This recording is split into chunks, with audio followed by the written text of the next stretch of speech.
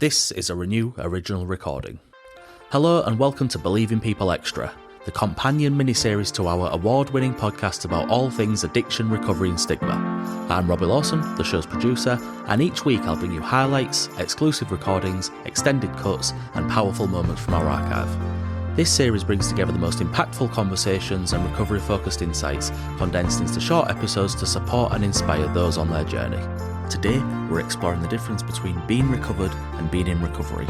Young Lee breaks down the twist of the mind that drives relapse and why emotional sobriety, not just abstinence, is what keeps him free. Since your first episode aired, we had nearly 250,000 engagements across all platforms on your preview clip, and by far one of the most talked about topics has been this idea of being recovered rather than being in recovery. Some people found it inspiring, while others challenged the idea, saying addiction is a lifelong battle. One thing you said that really resonated was, I love being in this state of recovered, so I don't take my foot off the spiritual gas, and it doesn't mean cured. Can you expand on what being recovered means to you, and how do you balance that mindset while maintaining the work needed to stay in a good place? And it's a very good question, and it's one that comes up a lot. I think where the confusion lies with people is that they're mistaking that word for cured.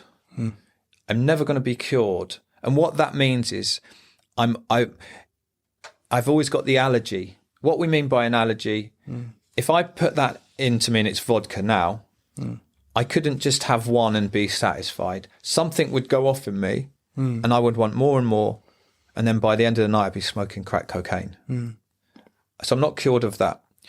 What we're recovered from is this mental twist of the mind that used to always, because that's real. When we talk in 12-step circles about powerlessness, often if I speak to people and I say, what do you understand by that? They will always say, well, once I put one in, I can't stop. Yeah. But that's not the real power. That is a powerlessness. But if that was your problem, what would be the solution? Just stop. Yeah. Well, why can't you? Because I've got a mind that would put this thought into my head and convince me I can just have one today. Yeah. That's the real powerlessness. I've got, a drug addict and alcoholic, take drugs and alcohol out of them. They're like a ticking time bomb. They've got no idea when that's kind of come into their head. Yeah. I often talk about this powerlessness and I relate it to the Terminator. The film from the 80s, great film. Isn't it? Now, the Terminator didn't care if you're having a good day, a bad day, what your emotions were, didn't care you'd had enough, please leave me alone. His catchphrase wasn't, I might be back. Oh, you've had a detox now, I won't be back. Yeah. Oh, you've had 6 months in rehab, it was, I'll be back. Yeah. Now, any drug addict or alcoholic will know that's true without a recovery program, right? I take drugs and alcohol out of me, and drugs and alcohol have never said, go and have a lovely life. I'm going to leave you alone now. You've learned enough about relapse prevention. You've learned enough about triggers and all these kind of nonsense things. It always, the thought always comes back. I'll be back. Just standing at my door. It's very different from being cured, recovered. Now, a drug addict and alcoholic relapses because they're a drug addict and alcoholic. Without a program, I relapse. My mind twists, I'll be back sort of thing. Yeah. I've recovered from that twist of the mind. That's what we say. Yeah. Now, when people say, I'll always be recovering. If you got shot in the arm, would you always be recovering from your gunshot wound? No, it'd heal, wouldn't it? It would heal. Yeah. That would be a horrible place to always be recovering, having to watch out where I go. I wouldn't like to live like that myself, and I know you don't have to if you want this. You don't have to. Because when people say once an addict, always an addict, or once an alcoholic, always an alcoholic, I misunderstood what they meant. I thought it meant I'm always going to be struggling. I'm always going to have to be on guard. I'm have to, and any method that tries to shield the drug addict or alcoholic away from the substance is doomed to failure. Because we live in a world when it's here, right? Yeah. And so I work with enough drug addicts and alcoholics every day, either in my place of work or outside of work, to see those guys, because you can be recovered and then you can become unrecovered. Yeah. I've seen that happen to people, course, a lot of people. They in recovery, doing the things they need to do, but then after a few years, the job gets more important. Yeah. The kid's more important. The new girlfriend. All those things that never kept them clean and sober before suddenly become the most important thing. So I'm under no illusions that... You know that if you don't practice that daily routine, you yourself could become unrecovered Definitely. as well. And I tell you how we become unrecovered. I had a chat with someone in an early recovery on the way up here, and they were saying, why do I still feel like this? And I said, you've been using for so long, you've only been clean a few months.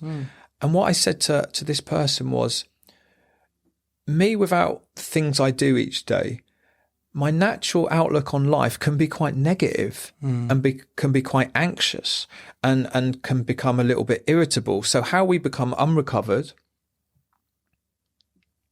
suddenly I don't see those fears that come into my head.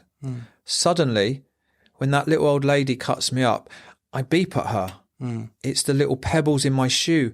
Maybe the relapse is going to happen in 4 months' time because I'm going to continue. You're starting to move towards it now. Absolutely. Yeah. But when we take drugs and alcohol out of us as drug addicts and alcoholics, it's no different than I've cut off the top of a weed. I haven't got to the root of the problem. So the illness is still growing. Yeah. The illness is still growing, but I don't know because I've got a new pair of Air Max and got a new girlfriend and, I think I'm doing really good. Yeah.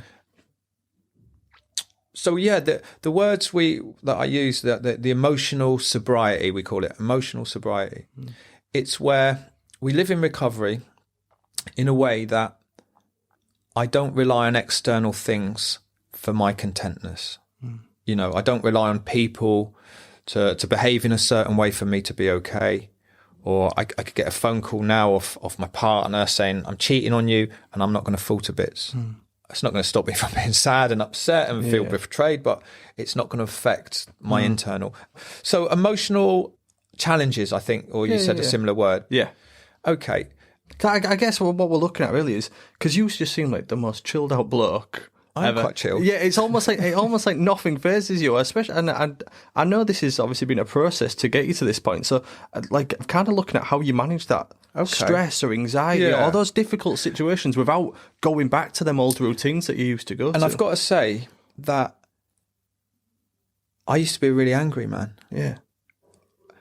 I saw a meme the other day, and it said something like, you don't know how much pain I've been through to get to this calmness. And I thought, I really relate to that. Yeah.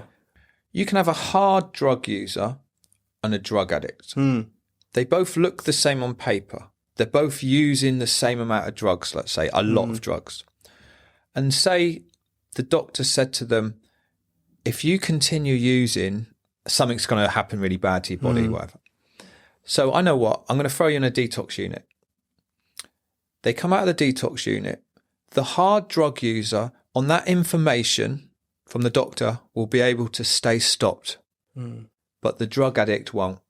Because the drug addict's got this mind that will eventually always twist. And in that moment where it'll say, I can just have one, it'll be different this time, they're unable to bring that information from the doctor that, but if you do that, you'll die. Unable to. The mind can't save them at certain times. Whereas the hard drug user, the brain isn't like that. They're able, because I used with guys over the years in my 20s and 30s that went at it hard. But when they kind of fell in love, had kids, they grew out of it.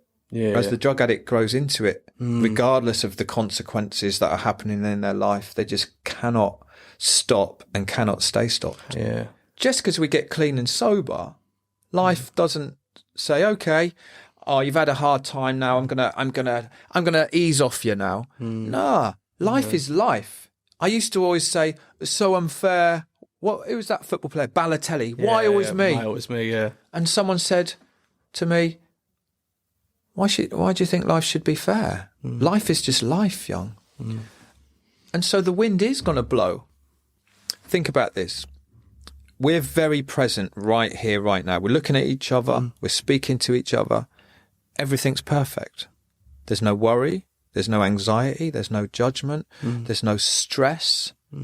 There's nothing we need to be or become in this moment. So imagine practicing a life where I can live more in the moment than I do in the future or in the past. And if you've enjoyed this episode of Believing People Extra, we'd love for you to share with others who might find it meaningful. Don't forget to hit that subscribe button so you never miss an episode, and leaving a review will help us reach more people and continue challenging stigma around addiction and recovery. For additional resources and to listen to this episode in full, explore the links in this episode description. And to learn more about our mission and hear more incredible stories, you can visit us directly at believingpeoplepodcast.com.